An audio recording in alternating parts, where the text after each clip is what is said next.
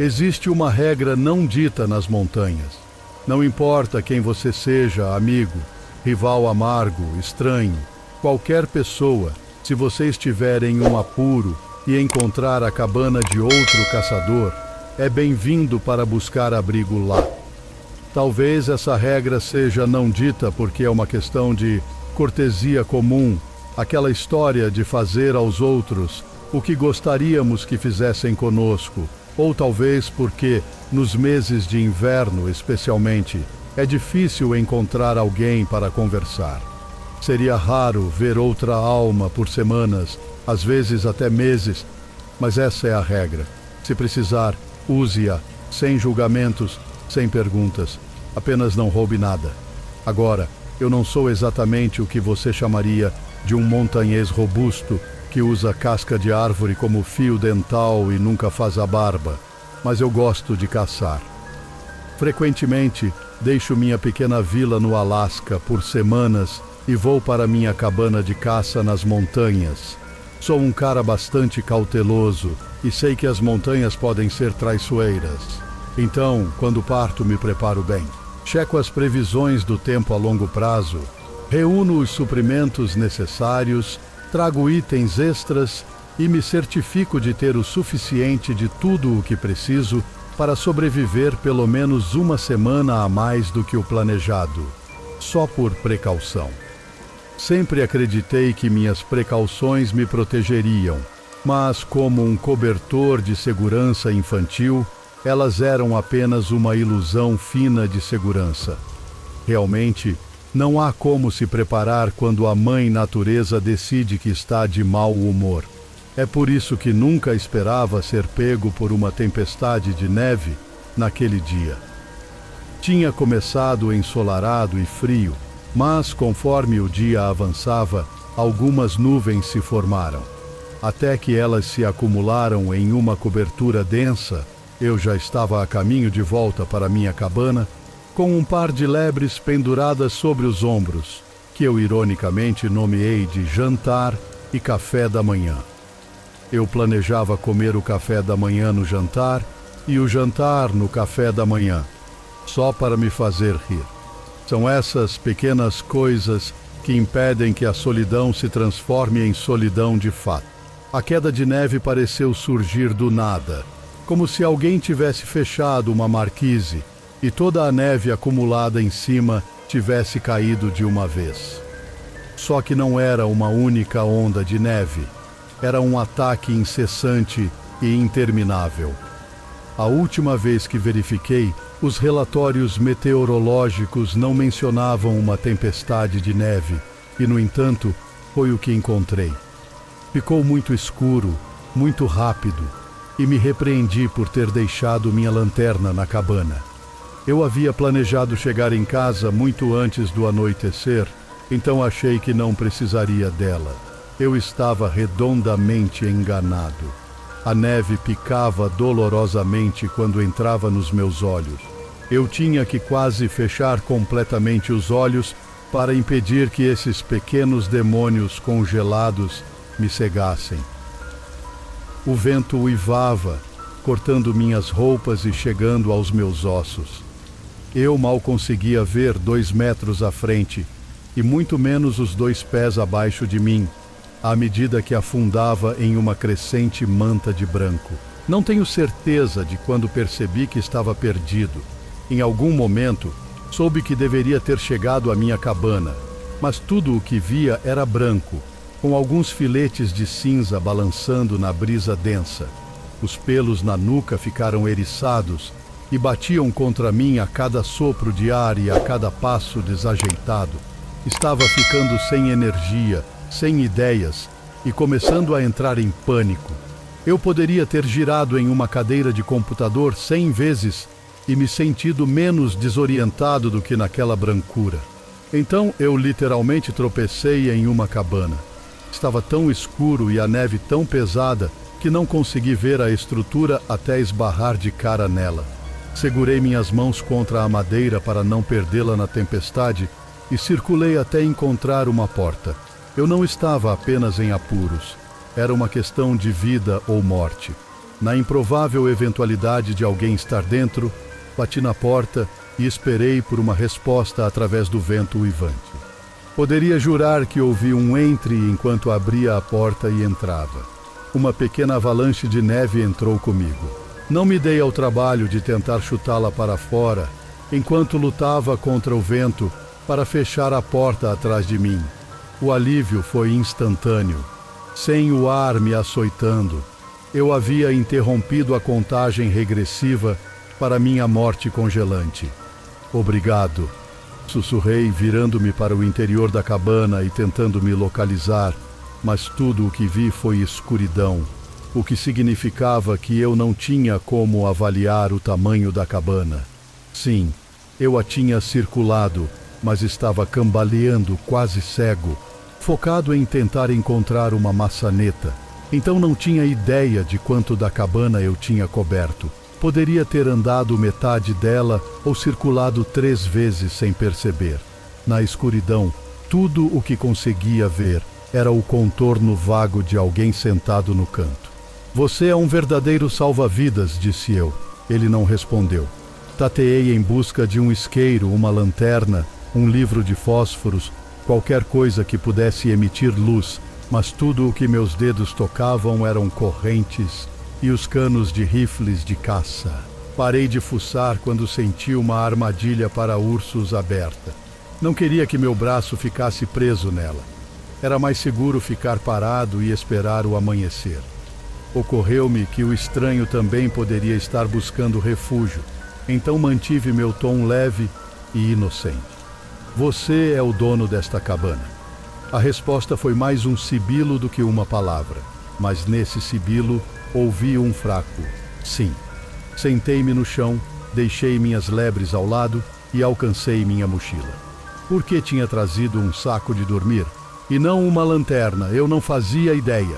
Tirei minhas roupas molhadas e entrei silenciosamente no saco de dormir para me aquecer, fazendo conversa fiada enquanto isso. Obrigado novamente, disse eu. Essa tempestade realmente surgiu do nada, né? Sua resposta foi a respiração lenta e trabalhosa de um homem idoso à beira da morte. Perigoso. É, com certeza, eu ri. Você está com fome? Ele exalou. Você tem uma lareira? Perguntei. Tenho um par de lebres. Posso prepará-las. É o mínimo que posso fazer. Sua resposta foi arrastada, como o uivo de um lobo, mas sem o tom majestoso. Não. Ok. Assim que a tempestade passar, vou coletar lenha e fazer uma fogueira. Você pode esperar até lá?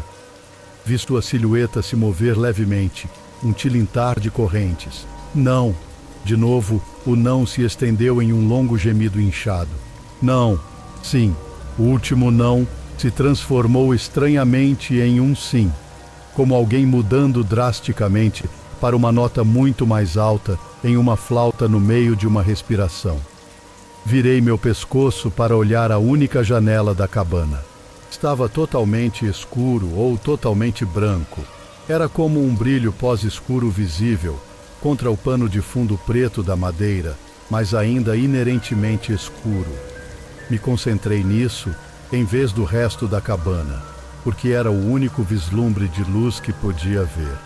Se você não se importa, vou tentar pegar um pouco de sono, disse eu, cansado. Ele não respondeu, mas isso não me surpreendeu.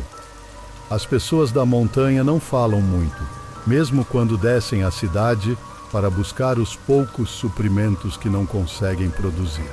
Dei de ombros e me ajeitei para a noite, mas senti algo duro contra o meu lado. Suspirando, afastei um pouco mais minhas lebres e me acomodei. Estava exausto, então não foi difícil adormecer, apesar da canção do vento lá fora. Abracei-me no meu saco de dormir e adormeci. Fui acordado por um som diferente, um estalo e um crocante que me fez levantar na cama, acreditando que o teto estava prestes a desabar sob o peso da neve. Preparei-me, mas quando o som veio novamente, percebi que não estava acima de mim, mas sim ao meu lado, perto dos meus pertences. A silhueta havia desaparecido do canto, e eu podia ouvir sua respiração profunda e áspera, acompanhando o crocante. "O que diabos você está fazendo?" Eu estalei. Ele recuou para o canto com um tilintar de correntes. Minha adrenalina estava a mil e eu nem sabia por quê. Algo sobre o estranho me colocava em um estado de quase pânico. Meus instintos me diziam para ir embora, mas eu realmente não podia me dar ao luxo. Qualquer que fosse a intenção desse cara, eu estava mais seguro com ele do que lá fora, naquela tempestade de neve. Peguei minha mochila e me encostei na parede em posição sentada, encarando a silhueta, esperando que ele fizesse um movimento. Mantive-me acordado e alerta, nunca desviando o olhar, mesmo quando o vento uivante lentamente diminuía em força. Uma ou duas vezes, senti minha cabeça começar a cair e meus olhos começarem a fechar, mas toda vez que deslizava, o leve tilintar de corrente me trazia de volta à consciência. À medida que a tempestade se dissipava e o sol começava a nascer, a luz começava a entrar na cabana. A cena foi se revelando em pequenos incrementos, cada camada descoberta pelo sol, como uma impressora lentamente cuspindo a imagem completa, uma linha de cada vez. Eu não estava em uma cabana, estava em um grande galpão de suprimentos que talvez tivesse de 3 a 3,5 metros de comprimento por 2 metros de largura. Não havia lareira, o que fazia sentido para um galpão de suprimentos. Havia ferramentas, armadilhas e rifles forrando todas as paredes. A silhueta no canto lentamente parou de ser uma silhueta e começou a ser uma pessoa distinta. Magra, não. Na verdade, esquelética. Pálida. Não. Na verdade, branca como um fantasma. Homem, não. Era um cadáver. Eu estava pasmo. Ele estava morto, mas morto há muito, muito tempo. Seu corpo estava todo encolhido e mumificado, se é que essa é a palavra certa.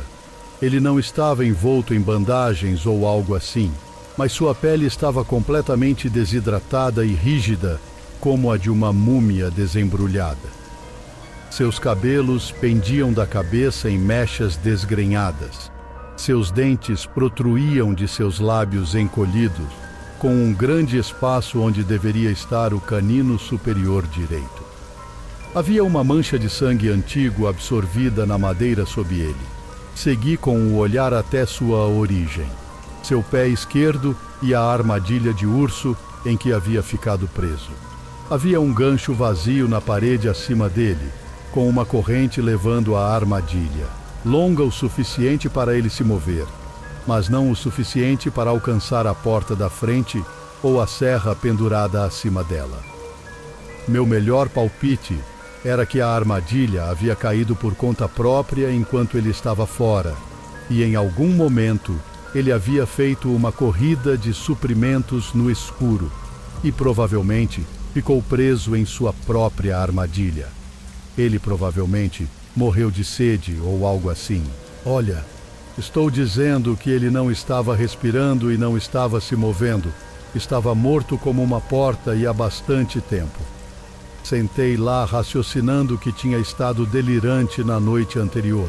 A fadiga, a desidratação, a desorientação causada pela tempestade de neve me fizeram imaginar uma voz.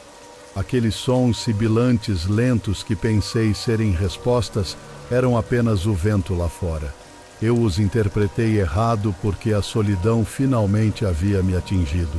Os elementos haviam conspirado contra mim para criar uma pessoa viva, a partir de alguém que definitivamente não estava vivo. Era uma boa explicação lógica, e eu gostaria de poder dizer que era verdade.